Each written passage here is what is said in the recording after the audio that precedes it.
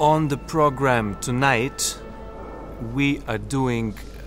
a number of pieces which were chosen in collaboration with our soloist, with Olga Kern. It was my intention to put together a very special program, and I arrived at the idea of placing two Czech composers on outsides of the program and two Scandinavians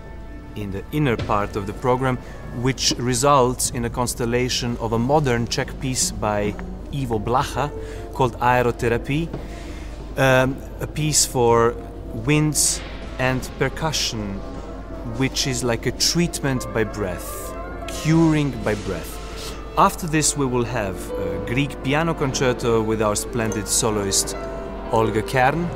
and the second half is a core of the program, I would say, in a certain sense, because I'm doing two pieces which both were composed in 1926 by two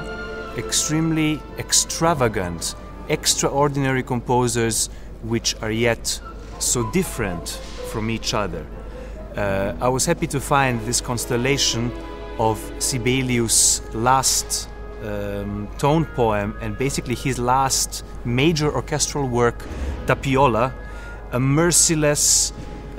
strong, dark portrait of Finnish forest,